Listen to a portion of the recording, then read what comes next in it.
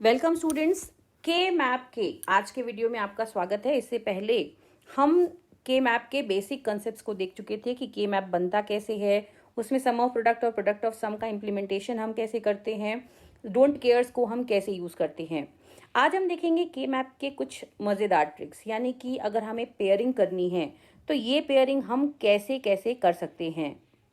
Example के तौर पे हमने यहाँ पे 4 के मैप्स बनाए हैं। हम चारों के मैप्स की कॉम्बिनेशंस बनाएंगे। तो अब हम पहले बात करते हैं अपने फर्स्ट के मैप की। ये 4 वेरिएबल के मैप है हमारा, जिसमें हमारे वेरिएबल्स हैं ए बी और सी डी।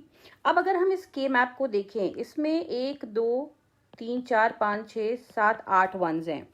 हम किसको किसके साथ कंबाइन करें, तो इसका एक बहुत छोटा सा प्रिंसिपल, ये सिंपल सा प्रिंसिपल ये है कि अगर आप 4 का पेयर बना सकते हैं तो 2 का मत बनाइए। अगर आप 8 का बना सकते हैं तो 4 के लिए मत जाइए। मतलब जितने ज्यादा से ज्यादा वंस को हम कंबाइन कर सके, that is the best thing. तो अब इस के मैप को देख करके आपको दिख रहा होगा कि ये 4 एडजेसेंट वंस हैं जिनका हम पेयर बना सकते हैं। तो ये 4 का पेयर बन गया। अब जो बचे हैं, ये 2 बचे हैं और ये 2 बचे हैं। तो आप 2-2 का पेयर बनाना चाहेंगे, लेकिन यहाँ पे हमें 2-2 का पेयर बिल्कुल नहीं बनाना है। क्यों? क्योंकि हमने पढ़ा है कि फोल्डिंग करने से अगर हमें हायर पेयर मिलता है तो हम वो करेंगे।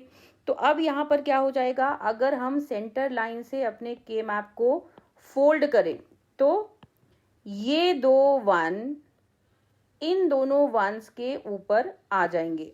अब अगर ये एक दूसरे के ऊपर आ रहे हैं, मतलब हम इनकी पेयरिंग कर सकते हैं। तो यहाँ पर हमें 2 पेयर मिल रहे हैं 4 के, जिसमें से पहले पेयर का नाम हम क्या रखेंगे। तो पेयर का नाम रखते वक्त आपको ध्यान देना होता है कि जिन रोज में और जिन कॉलम्स में ये फैला हुआ है वहां पे कौन सा वेरिएबल नहीं बदल रहा है और किस फॉर्म में नहीं बदल रहा है।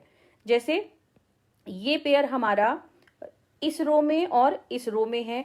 इन दोनों रोज में आप देखिए ए 0 और 1 है तो बदल रहा है, तो उसको छोड़ दो।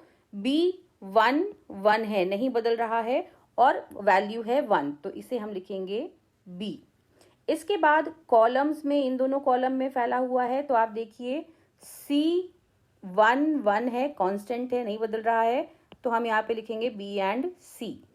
एक पेयर का काम कंप्लीट। अब दूसरे पेयर पे चलें, ये वाले पे। तो इस वाले पेयर के लिए हमें रोज देखनी है पहली और चौथी। तो पहली और चौथी रो को देखोगे तो यहाँ पर पता चलेगा कि बी नहीं बदल रहा है और उसकी वैल्यू है 0। इस केस में हम लिखते हैं बी का कॉम्प्लीमेंट। इन 2 कॉलम्स को हम देखेंगे तो सी नहीं बदल रहा है और वैल्यू है 0, तो सी का कॉम्प्लीमेंट, यानी कि हमें फंक्शन मिल रहा है B C plus B bar C बार।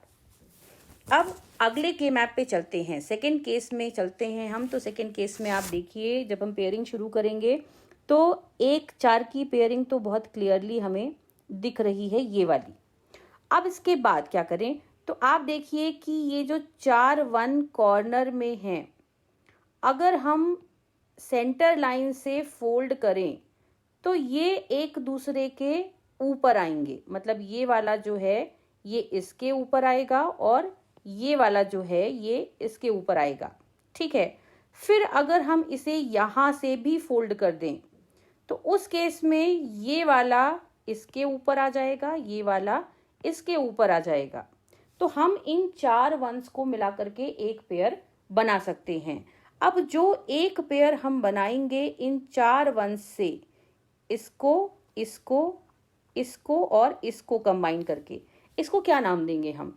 तो देखिए इस पेयर में कॉलम कौन से यूज हुए हैं, 0 0 और 1 0। क्या नहीं बदला, डी नहीं बदला। डी की वैल्यू कितनी है, 0, तो हम इसे लिखेंगे डी का बार। इसके बाद रोज कौन सी यूज हुई हैं, 0 0 और 1 0। क्या नहीं बदला, बी नहीं बदला। बी की वैल्यू कितनी है, 0, तो इसे हम लिखेंगे बी का बार प्लस ये जो एक एकदम साफ सुथरा दिखता हुआ सा पेयर है, इसके लिए आप देखेंगे ए बी दोनों की वैल्यू बदल गई है, तो जो वैल्यू है वो है सी डी। सी की वैल्यू 1, डी की वैल्यू 1, तो हम इसे लिखेंगे सी डी। तो ये हो गया हमारे सेकेंड के मैप का फंक्शन। अब आते हैं थर्ड के मैप पे। थर्ड के मैप में एक 4 का पेयर आपको क्लियरली दिख रहा है, ये दूसरा 4 का पेयर आपको क्लियरली दिख रहा है, ये। अब आप में से कुछ लोग कहेंगे कि हम एक और 4 का पेयर बनाएंगे, वो भी इसकी और इसकी फोल्डिंग से।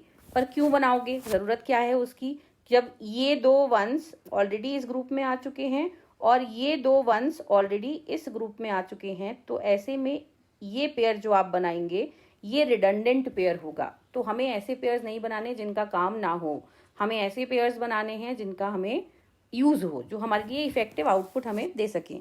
तो इस केस में आप सिर्फ 2 ही 4 के पेयर लेंगे, एक ये वाला जिसे हम नाम देंगे ए बार बी बार, प्लस एक ये वाला जिसे हम नाम देंगे ए सी। तो ये फंक्शन हमें मिल गया। अब हम चलते हैं चौथे वाले के मैप पे। चौथे वाले के मैप में आप देखेंगे कि हमें एक 4 का पेयर ये मिल गया, एक 4 का पेयर ये मिल गया और एक ये 2 अकेले हैं। तो इन दोनों के लिए भी हम 4 का पेयर बनाना चाहें तो बिल्कुल बना सकते हैं फोल्डिंग से, क्योंकि इस केस में फोल्डिंग से हमारा जो 2 का पेयर बन रहा था वो 4 के पेयर में बदल जाएगा। तो जहां आपको फायदा है वहां पे आप ये काम करेंगे। तो ये हमने फोल्डिंग की। अब हमें 4 4 के 3 पेयर मिल रहे हैं, तो इसका नाम हम लिख देंगे बी सी बार, प्लस इसका हम नाम लिख देंगे ए बार सी, प्लस फोल्डिंग से जो हमें मिल रहा है उसका हम नाम लिखेंगे बी बार सी।